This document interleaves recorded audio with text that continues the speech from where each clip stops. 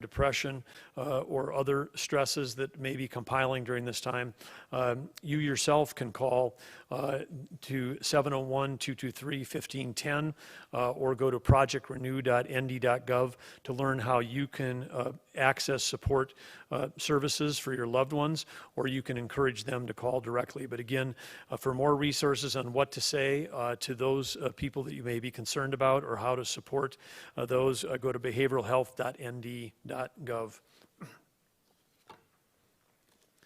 Next up is gratitude. And as we've often said during our section on gratitude, we've talked about the National Guard in North Dakota. The National Guard's done incredible work. For most of the pandemic, we've had more than 300 soldiers that have been called up, performing a variety of duties. When we were putting in an application this week to the federal government for 100% reimbursement versus the current 75%, we were describing to the White House about how the Guardsmen have been involved in all of the work that we're doing to keep our Department of Health testing lab going around the clock, all the work that they've been doing on the remote testing locations, all the work that they've been doing on transporting samples. And I think way over 50% of the tests that have been done, which is now I think over 360,000 tests, that over 50% of those have been touched at one point or another by someone from the Guard. So while there's a lot of people to thank in the Guard, there's one that I particularly want to call out who's been a real standout, and as part of that gratitude, it's bittersweet that today I'm accepting the expected resignation of Dr. Andrew Stahl as our interim health officer. I want to thank Dr. Stahl for his work, incredible work. As a member of North Dakota National Guard COVID-19 Task Force since March, he's been providing strategic medical analysis for our COVID-19 response efforts, and then he stepped up to fill the vacant position on June 1, and throughout the last 3 months he has worked tirelessly, literally some days working 24 hours a day. As he's told me when he took this step into the interim role in June, that his intent was to return to his previous clinical practice, and he has informed me yesterday that he'll be doing that, and his last day with the health department will be August 31st. But we're deeply grateful for Dr. Stahl's dedication and service to the state during this incredibly challenging time. And under his leadership, the North Dakota Department of Health during the last 3 months has continued to lead the way in protecting public health, partnering with state, local, and federal and tribal agencies to save lives. And again, Dr. Stahl, again, through the National Guard, we're so fortunate. The timing of this, he's been a member of the North Dakota National Guard, and he was called up here, but he was also had received an offer to join private practice here in Bismarck. His wife is also a pediatrician, and she's moving to Bismarck. They've got a 20-month-old child and another one on the way, and so we're grateful that the Stahl family and their growing family is going to become full-time North Dakota residents here in Bismarck, working for Sanford. And so congratulations to Sanford on a great hire, and congratulations to Dr. Stahl, and thank you. I do want to also say again that this is probably the most challenging position in state government right now as the public health officer, and again, finding individuals that are willing to make the sacrifice. All people in state government make the sacrifice, but when you're someone who's got a medical license and practice and a young family, and you've maybe taking a pay cut of 50% or more to come and get involved in this with all the challenges, it's really incredible. So when we talk about our National Guard in North Dakota and how great they are and how they're always ready and always there, Dr. Stahl exemplifies that to the max, because when we asked him to step up, he did. He made a tremendous sacrifice financially and also in terms of time away from his family over the last 3 months, and so we're deeply grateful for the great work that he's done. A search is underway right now for a replacement for the interim health officer, and a permanent position will be posted soon. With that, I want to say again, thanks to all of you for tuning in. We'll be back here Wednesday at 3:30, and until then, make sure that you continue to be North Dakota smart. Thank you. Who's going with Jack first?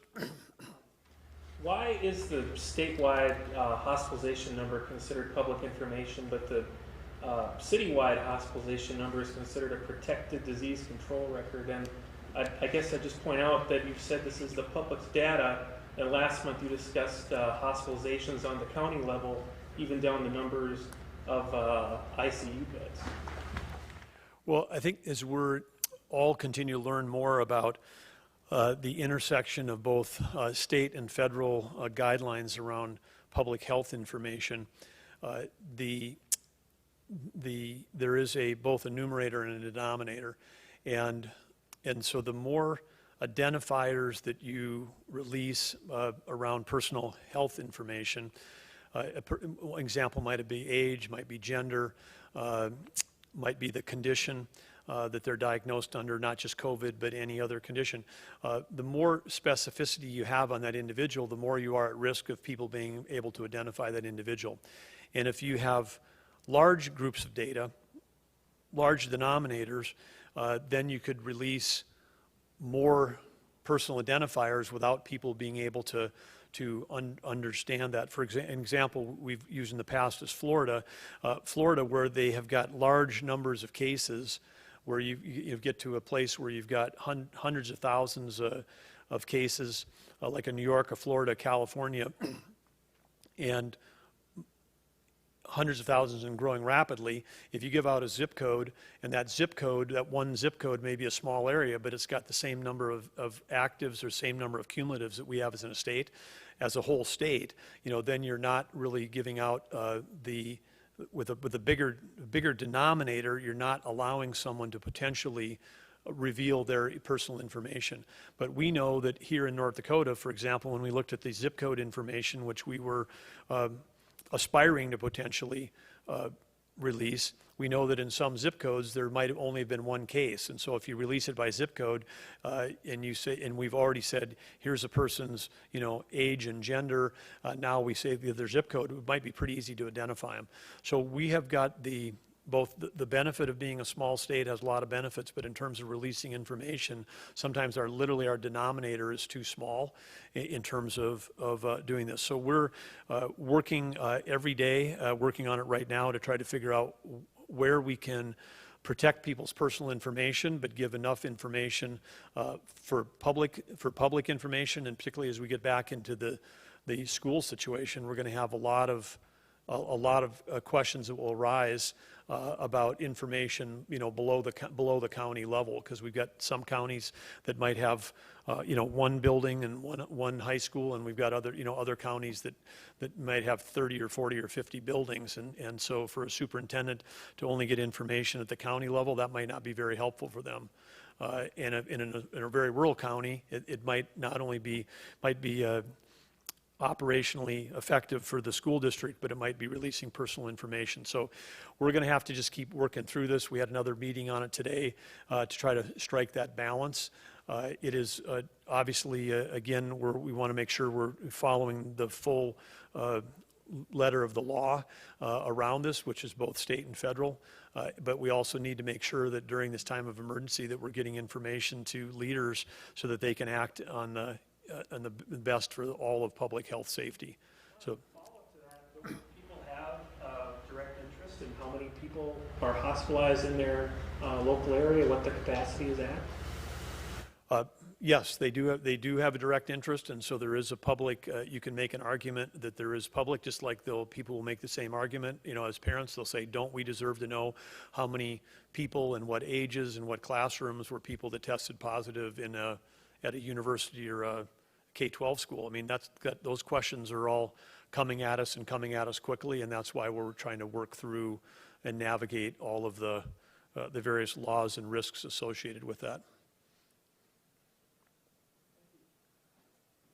And this is non-trivial, and it's non-trivial particularly for people that are in health professions that have medical licenses and are in a position where they want to, and that medical license which they've worked and they've earned, and that's their personal livelihood, being involved in inadvertently or or inappropriately relating personal health information can come with some pretty high federal penalties. And so we have to, the people that we're asking on our public health team to work on this, and the people that we're asking across all of the hospital organizations, we have to make sure that we're being very thoughtful about not putting any individuals at risk. At the same time, we're trying to serve the public good. Both the individuals that have their own personal health information, the people that are making the decision about can we or can we not legally release it, and balancing that with the public's need to know. So it's happening in all 50 states. It's happening around the country, but this is a crux of one of the difficult, challenging decisions that we're dealing with every day here in state government. Jeremy, and then Jacob, and then Dave. We'll go right around the horn. Governor, I'm wondering if before Dr. Stahl offered his resignation, he had expressed any favor for mandating masks, and if that was an issue of, or I guess a point of contention between your administration and his thinking. It was never a point of contention between Dr. Stahl and myself. The state health officer, whoever would fill that role, my expectation is that they'll come forward with the recommendations that they feel are best from a standpoint of public health, and then we have to make decisions and provide guidance to the state based on that. But we've always run our office more on a the famous book that talked about Lincoln, but the team of rivals. But one of the things that I really value is having different opinions in the room. And so when Dr. Stahl has had opinions or strong opinions about particular points during this time, and the same with Mylyn Tufte, when she had strong opinions, I valued those. And this is part of what our expectation is, because we're at a time when you're in uncharted waters and you're dealing with new challenges every day. Having multiple different opinions is actually a plus, not a minus. Did he mandate, or did he advocate for mandating masks either at a county level or a statewide level?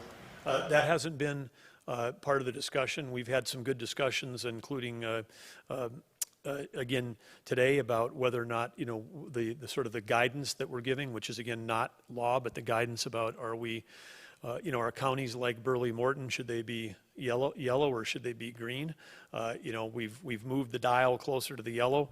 It still sits in well, we didn't show it today. In my mind, it sits closer to yellow. The trend line's going the wrong way, but those are the kind of good, I say would say tongue in cheek, but good, healthy discussions that we had about the guidance that we should provide as a state.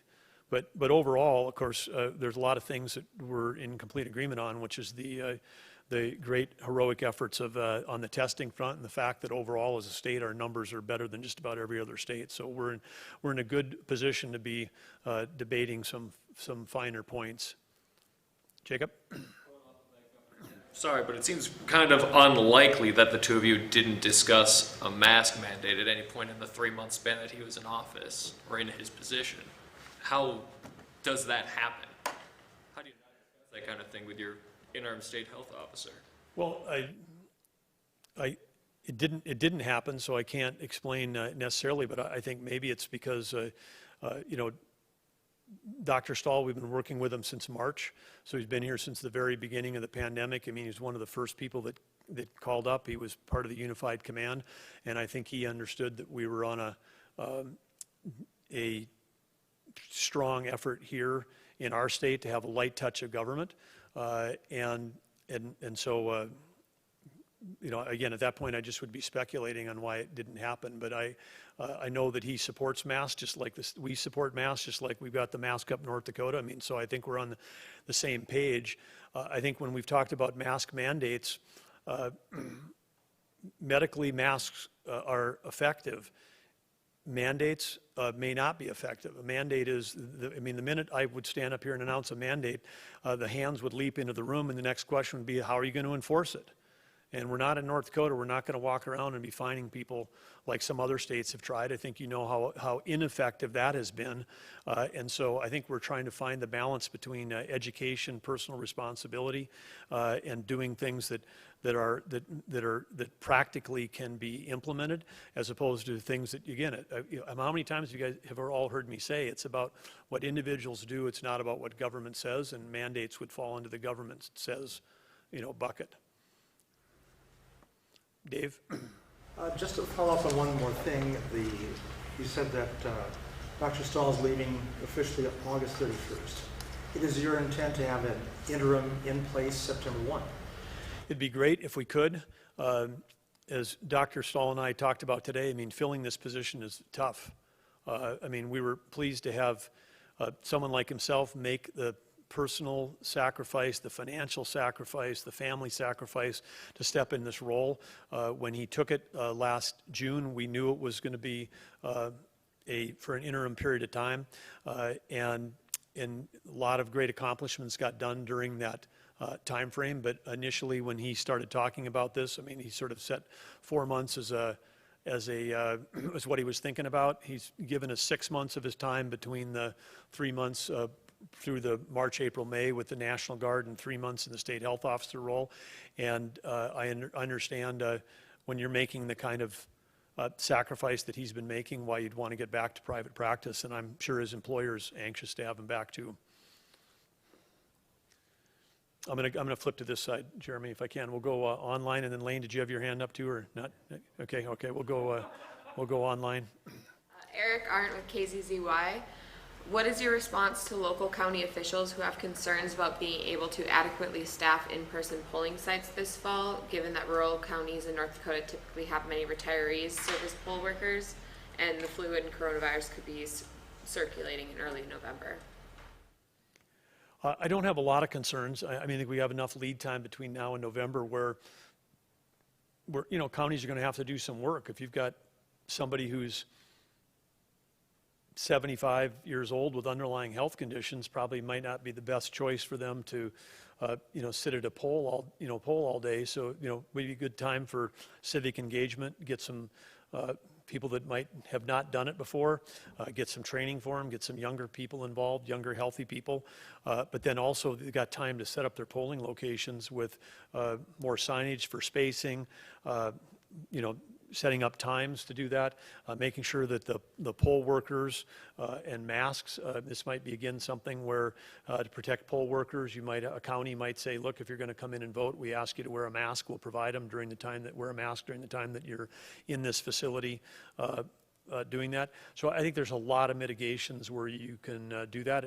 And again, when we're, talk about close contact, Molly was up here today, 15 minutes within, 6 feet.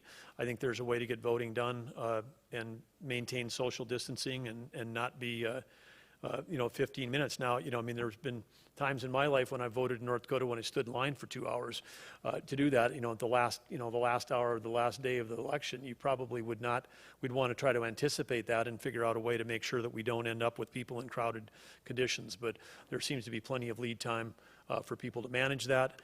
And of course, if someone's concerned about voting in North Dakota, you can always apply for and receive a absentee ballot and vote that way. That would take pressure off of the number of people showing up on election day. Lane? I actually have a question for Vern Dosh. Thank you very much, Lane. We have Vern Dosh coming up.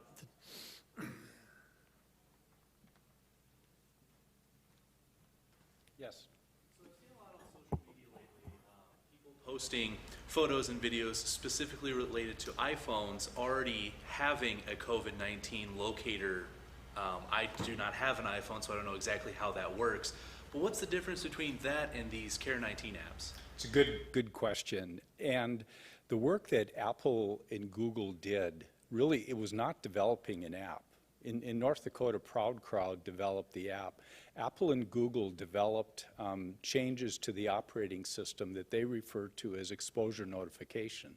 So if you have one of the most recent versions of those operating systems, and on iOS, if you go to System, Security, Health, you're going to see a indicator. It's a slide bar.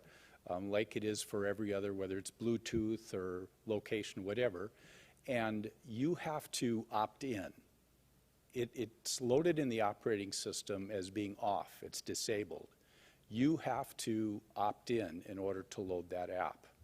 So it is there as part of the operating system, but you have the option to activate it or not. So they're basically the same thing, it's just Apple's already put that in as part of their operating system. Yeah, and Google has put it in the Android operating system also. So they have an API, which is just an interface. It's the way the operating system talks to the app. And so ProudCrowd in the Alert app that they developed accesses that integration point and accesses the exposure notification functionality. Yes. Jean Shemp, Hometown Radio Group in Minot. There are cases in the Minot area, or there are reported cases in the Minot area where positive patients haven't heard from contact tracers as many as 4 or 5 days after testing positive. And that, because of that, those that have had close contact with them haven't been contacted either. Is that the typical timeline for contact tracing in North Dakota, or what might be at issue there? I'll be honest and say that has been a bit of a challenge, but we've been working very hard. I credit NDIT, the Department of Health, with how they have been, as they say, building that plane as it's been flying. Typically, the notification of a positive case happens very quickly. As soon as it's rendered at the lab, Department of Health nurse will call and inform that individual that they are positive. We are just finishing a piece of automation that allow us to take, with the approval of the person being tested, they have to give a consent, to be able to deliver their negative results in an automated fashion, either by email or text. And that piece is just being brought up as we speak. So the stated goal, I won't say that there haven't been some delays, because there have. The stated goal that we are working for, that the governor's office has established for NDIT and the Department of Health, is 48 hours from the time of swab to the result rendering. Is the notification of a positive the same as contact with your contact tracer? The notification of the positive would generally come from the Department of Health nurse and would be followed up then by a contact tracer case manager. Thank you. Thank you for joining us for the latest news conference on COVID-19 here in North Dakota. We heard from Governor Burgum, the Superintendent of Public Instruction, as well as the Department of Health's Immunization Program Manager, who emphasized several points. One is that if someone tests positive, they need to stay home and quarantine. And if you're considered a close contact, asked to quarantine and test negative once on day 9, for example, you still need to complete your 14-day quarantine. This news conference continues over on KXNet.com and on the Dakota's CW.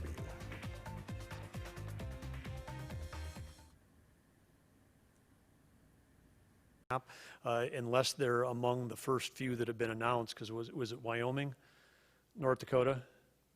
In Vermont. There's only 3 states that have apps. North Dakota was first last week. I think Wyoming and Vermont were on Monday.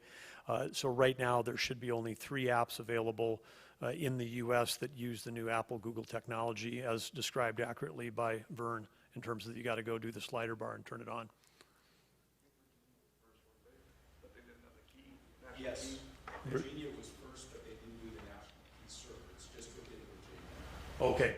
So, all right. So first to use the national key server, North Dakota, but Virginia also has their own app out. Okay, back to other questions. Back to Jeremy.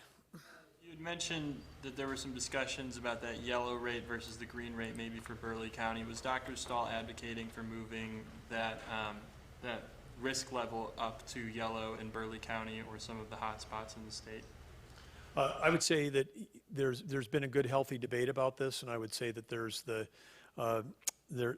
have been members, including Dr. Stahl, who have advocated for that we had reasons for some parts of the state to be yellow. But that had nothing to do with his resignation at this. Again, this is something he told us when he started, that he was going to be going back to private practice. We're pleased that he stayed 3 months.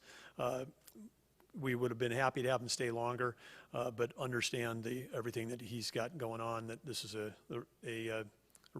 good time to do that, and we're going to have to scramble. Because again, very tough to fill, and again, I think what we, I think this highlights During normal times, there's a lot of roles in state government that require someone with trying to find someone with a medical degree